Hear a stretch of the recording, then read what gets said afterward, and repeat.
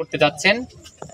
তো এই নির্বাচনের প্রচার আপনি কি পরিস্থিতি বা কি অবস্থা আমাদের মিডিয়া যদি একটু বলতেন। কোনো রকম বাধা আসছে কিনা বা এলাকার মানুষের উন্নয়নের জন্য প্রথমত আমি শ্রদ্ধা এবং সালাম জানাচ্ছি আমার প্রাণপ্রিয় সুবর্ণচর উপজেলার আমার সম্মানিত ভোটারদেরকে।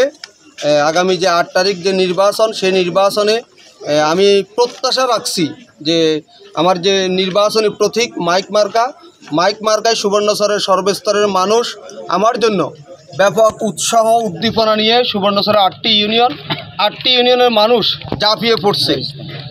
যে আমাদের যে বর্তমান নির্বাচন চলতেছে, সেই নির্বাচন এখন পর্যন্ত কোনো প্রার্থী বাধা বিঘ্নের সম্মুখীন হয় নাই।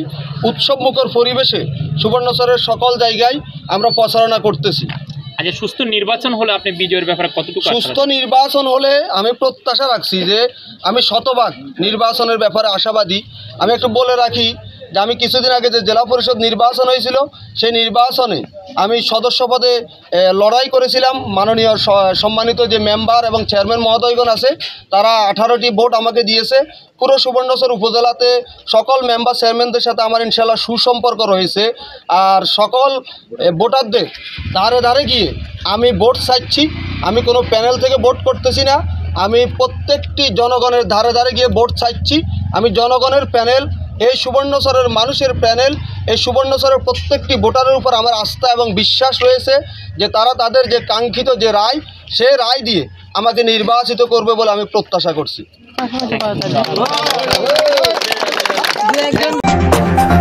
Next report, NMTV, Dhaka.